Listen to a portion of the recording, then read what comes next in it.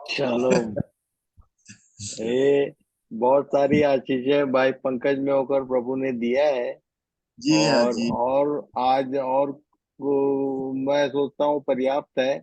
जितनी जी बातें मिली हैं उन्हीं पर उनको डाइजेस्ट करें और प्रभु आशीष देगा। मैं अभी एक्चुअल मेरी अपनी एक मीटिंग थी, उसको ड्रॉप करके जल्दी से आया हूँ कि सबका दर्शन हो जाए। तो प्रभु सबको आशीष दे। Thank you very much Pankaj भाई, आपके जय। अच्छे सुंदर वचनों के लिए और मार्गदर्शन के लिए। सब कभी भी, जब भी, जिसको भी अवसर मिलता है, आप अवसर को बहुमूल्य समझें। और जैसा हम लोगों ने बीते दिनों में सीखा था कि जब भी अवसर है तो शांत मत बैठो, मुंह खोलो जरूर। मुंह खोलना आना चाहिए। तो प्रभु सहायता करे सबकी कि कभी कभी जो रेगुलर है और जिनका मुंह नहीं खुलता उनको नाम सहित बोल सकते हो अमन, कि आज फलाना व्यक्ति प्रार्थना करेगा या फलाने व्यक्ति की गवाही सुनेंगे। तो शायद जब एक बार दो बार हो जाएगा तो अपने आप सबका मुंह खुलेगा। जिसको जैसा अगुवाई मिलता है जरूर, क्योंकि उससे प्रभु को महिमा मिलती है। तो प्रभु सबकी सहायता करे। एक लाइन मैं जरूर बताना चाहूंगा। जब पंकज भाई प्रार्थना कर रहे थे शुरू में, जब मैं शुरू में था और उसके बाद तो मैं अभी आया हूँ फिर से। तो पंकज भाई प्रार्थना कर रहे थे कि हमको सबको जवान होना चाहिए। तो एक एक लाइन मुझको प्रभु ने दिखाया उतने समय कि बेटा जब तेरा मौका आएगा तो इसको जरूर रखना। अब मुझे मौका मिल ही गया तो रख देता हूँ। लूका 2 उसका 52 पढ़िए, 52। लूक 2:52। जी। और यीशु बुद्धि और डील डॉल में और परमेश्वर और मनुष्यों के अनुग्रह में बढ़ता गया। ये जो बढ़ने का बात आता है ना बार बार, ये मॉडल है हमारे लिए। यीशु किसमें? बुद्धि में, डील डॉल। और मैं और इसको कई बार बच्चों को समझाया करता हूँ कि अनुग्रह तो बात की बात है, सबसे पहली बात बुद्धि। बुद्धि में, तो बुद्धि में एक व्यक्ति, एक हेमंत भाई बता सकते हैं बुद्धि कैसे इंक्रीज होती? बिना पढ़ाई के बुद्धि बढ़ती नहीं है भाई, अपने से नहीं बढ़ेगी। परमेश्वर ने दिया है, उसको यूज करो और अपनी बुद्धि में बढ़ो। और डील डॉल, डील डॉल बोलने से कई बार मैं बच्चों से पूछा करता हूँ डील मतलब क्या और डॉल मतलब क्या। Not sharing. डील मतलब होता है हाइट और डॉल मतलब होता है health. Health and height, medically. तो आत्मिक जीवन में भी हमारी ऊंचाई और हमारी मोटाई ये मायने रखता है। और ये डील डॉल, बिना बिना खाना खा के यदि आदमी एक्सरसाइज नहीं करेगा तो ये दोनों में कमजोर होगा।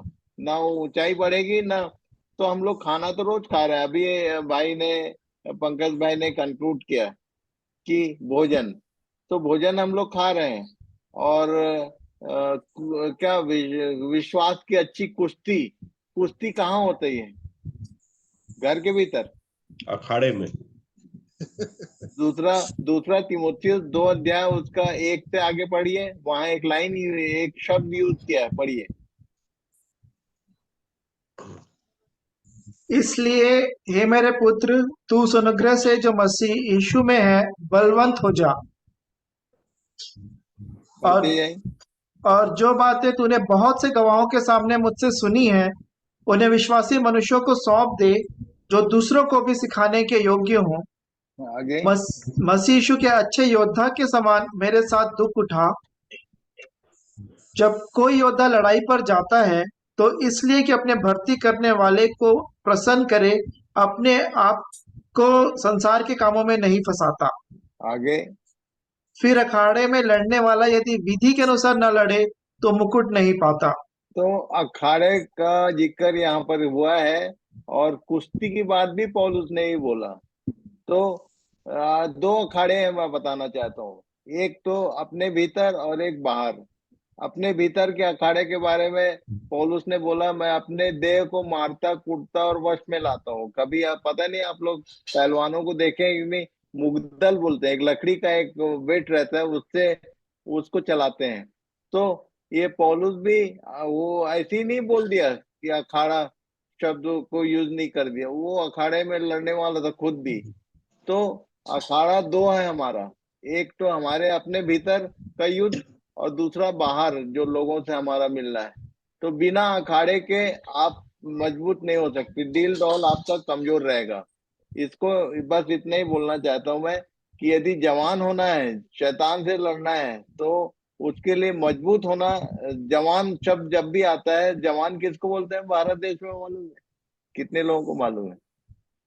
जवान, सोल्जर्स, सैनिकों को। सोल्जर उसको जवान बोलते हैं। तो हम लोग के सबके लिए ये बात समझने का है, देखने का है कि सही में आप सोल्जर होगे तो जवान होगे। जब सोल्जर होने के लिए एकदम फिजिकल फिटनेस, आत्मिक जीवन में सोल्जर होने के लिए आत्मिक फिटनेस ये बहुत जरूरी है। इसलिए इन विषयों पर ध्यान करें।